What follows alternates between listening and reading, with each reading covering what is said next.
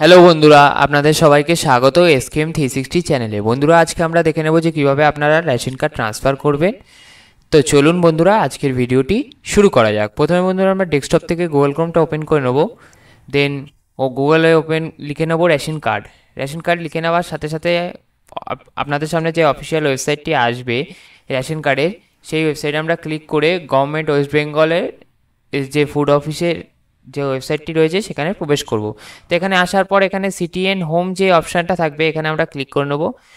Click করে নেওয়ার সাথে সাথে আপনাদের এর আগের ভিডিওতে দেখিয়েছিলাম যে রেশন কার্ডের যে নতুন ইন্টারফেস এসছে সেই অনুযায়ী এখানে রেশন কার্ড রিলেটেড সম্পর্কিত কর্নারে ক্লিক করব। ক্লিক করার সাথে সাথে এখানে দেখুন চলে এসেছে থ্রু আধার, এইখানে ক্লিক করব বন্ধুরা। ক্লিক করার সাথে সাথে দেখুন স্ক্রল ডাউন করে নিচে আসব, নিচে এসে এখানে চেঞ্জ এপিএস এর ঘরে ক্লিক করব। এবার এখানে কিন্তু enter your ration card number, এখানে কিন্তু রেশন কার্ড নাম্বারটা আমরা দিয়ে নেবো বন্ধুরা। দেন বন্ধুরা এখানে সার্চ অপশানে ক্লিক করে নেবো। সার্চ অপশানে ক্লিক করে নেওয়ার সাথে সাথে বন্ধুরা এখানে সেই ব্যক্তির সেই আধার কার্ড নাম্বারটা কিন্তু দেখিয়ে দেবে। তো আপনারা এখানে চেক করবেন বন্ধুরা, সেন্ড ওটিপিতে ঘরে ক্লিক করবেন বন্ধুরা।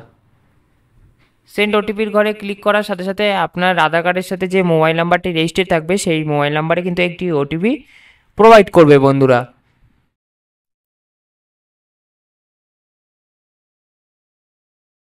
দেন বন্ধুরা আপনার সামনে এরকম একটি পেজ ওপেন হবে ওটিপি দেওয়ার পরে। দেন নিচে এসে আপনি আপনাদের মিউনিসিপ্যালিটি সিলেক্ট করবেন। এখান থেকে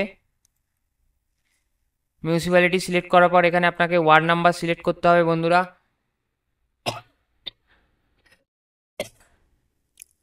ওয়ার্ড নাম্বার সিলেক্ট করার পর এখানে আপনারা আপনাদের পিনকোডটা দিয়ে দেবেন।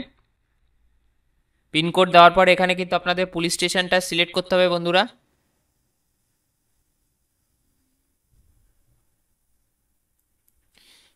তারপরে বন্ধুরা এখানে এসে আপনারা আপনাদের পোস্ট অফিসটা সিলেক্ট করবেন। সিলেক্ট করে আপনাদের এখানে ফুল ঠিকানা যেটা থাকবে বন্ধুরা সেই ঠিকানাটা কিন্তু এখান থেকে দিয়ে দেবেন।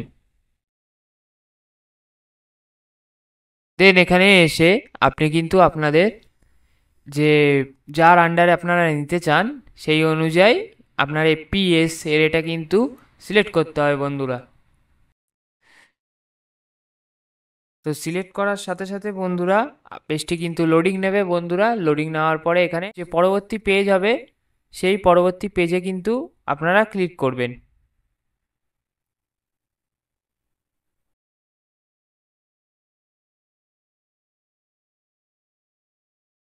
তো বন্ধুরা আপনার সামনে কিন্তু এরকম একটি ডিটেলসটি দেখিয়ে দেবে বন্ধুরা।